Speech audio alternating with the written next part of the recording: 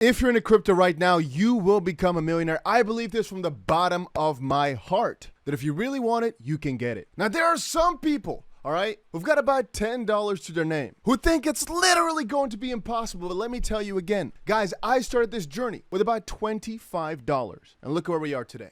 Moral of the story, to keep it short, if you play the game of investing properly, anything is possible. I want you guys to really let that sink in.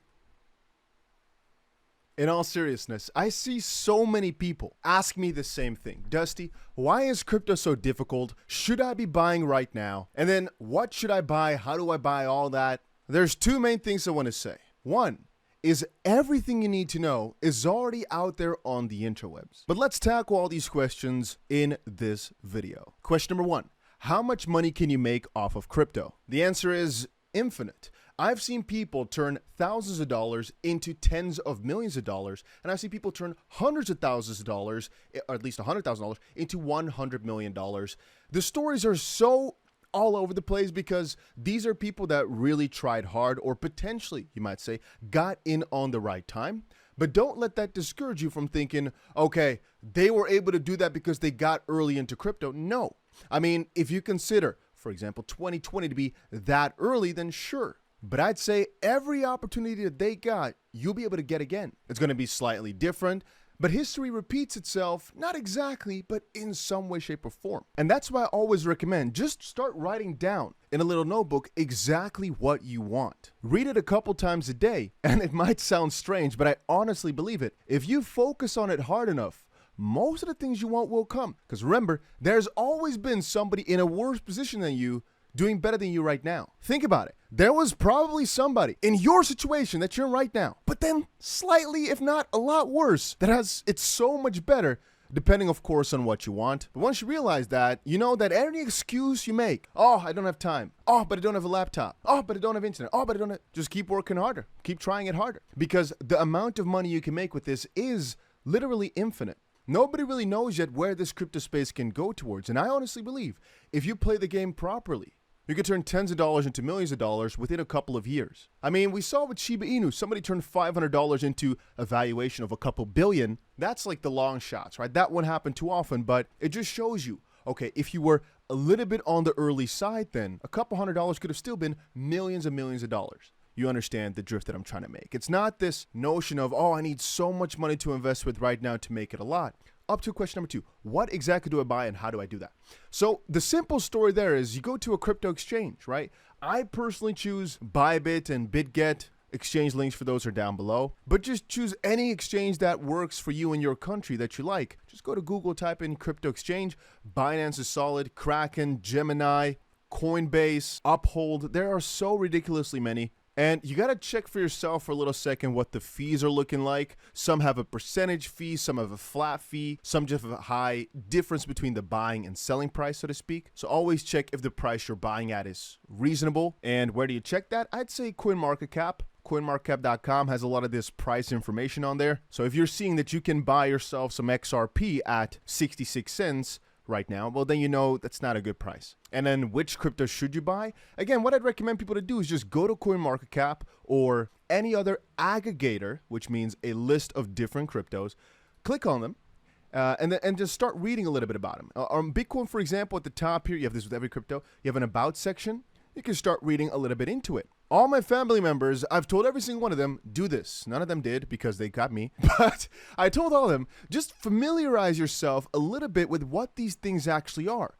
What is it, the problem that they're solving? And then start consuming a little bit more content like the video you're watching right now to get better informed with whether or not you really stand by the mission. Because at the end of the day, all these cryptos have got their own mission. Some are there to revolutionize the finance space. Some are only more of a gold replacement. Some want to revolutionize the music industry. Some want to revolutionize the file sharing industry. Some are only there to make you money or help transact money, and so forth and so on. They all have a little slight different angle. And so part number one in which crypto should you buy is look up what different things they do. And I made a video a couple of days ago talking about my top 9 altcoins. Check out that video too, just to see kind of what my thought process is for some of these different cryptos.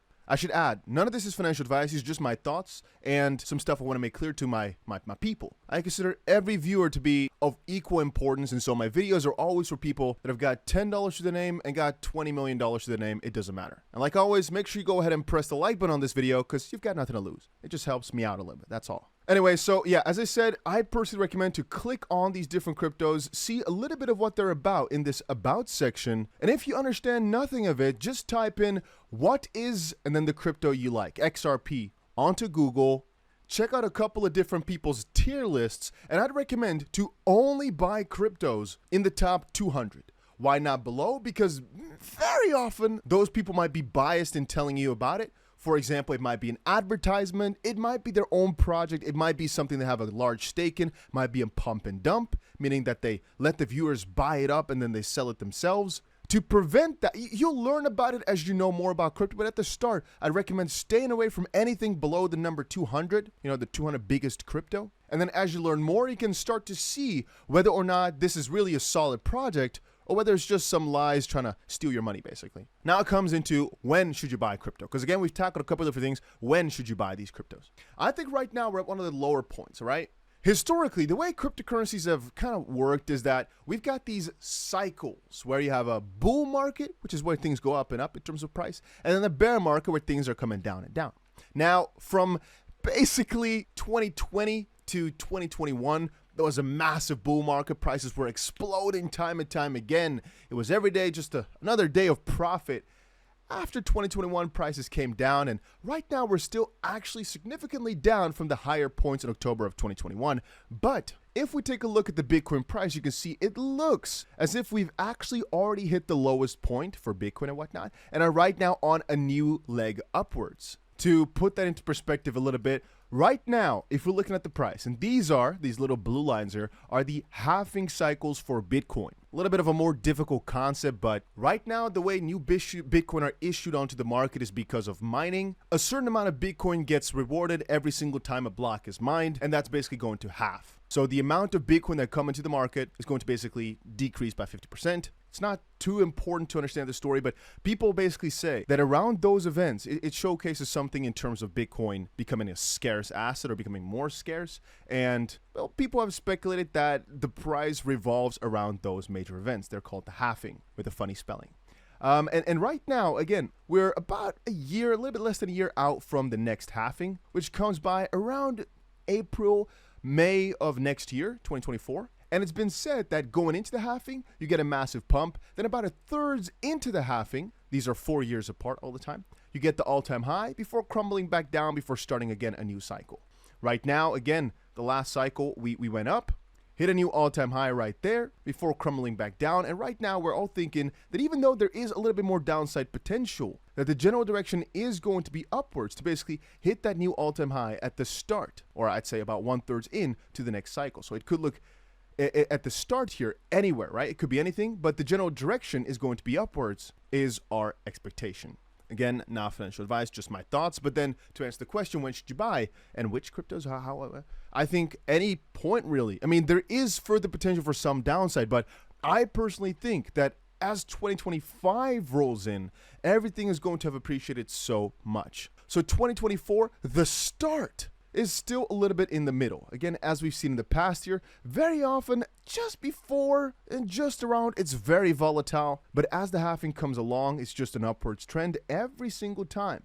Every single time. Just look at it. And slightly before, as I said, it's a little bit volatile. Slightly before, it's a little bit volatile. Slightly around, it's a little bit volatile. Right here yet again. But afterwards, it's a general upwards direction every single time too. And so my answer to when should you buy is, if you follow the DCA principle, dollar cost average, and you basically buy as well as prices come down lower, you can get your average price down a significant bunch the moment that we do see yet another pullback of sorts. Pullback meaning the prices come back down. And the DCA, dollar cost averaging, being if you buy right now at $30,000, for example, but then the price comes crashing down to $20,000. If you then buy also, your average price is now $25,000 per Bitcoin, meaning if you get back to $30,000 right now, you're in a lot of profit. So the answer is any point really in the next, I'd say, year is still pretty solid for solid profits the next bull run. I believe we're already in the bull run. We're just at the starting phases, but I don't think that Bitcoin is going below $15,000 ever anymore.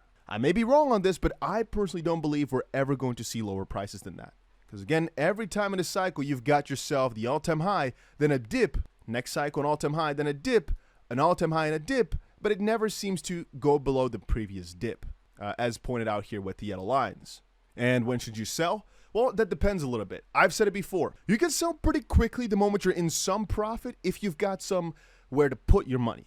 But if you got nowhere to put your money, what I personally do is I reinvest it into new things, new cycles, new early stage projects, or really the next big trend to try and make more money. I still believe the top will be pretty obvious next time around again. I still believe it will be about a third or so into the next cycle. So somewhere at potentially the middle of 2025. And so if I were to, put up a sell target, I put it around that time frame. Or potentially once your goals are met. And that might be a couple years from now, but I'd say that's also pretty solid. Anyway, I just wanted to quickly make this video because so many people have been saying, hey, Dusty, make a little bit more of a basic video instead of always going deeper and deeper into news that you already need this knowledge for. So hopefully this helped somebody. If you've got any questions, let it know in the comment section down below, and I might make a video on that tomorrow or even today. Who knows, right? And I'll see you guys again in another one.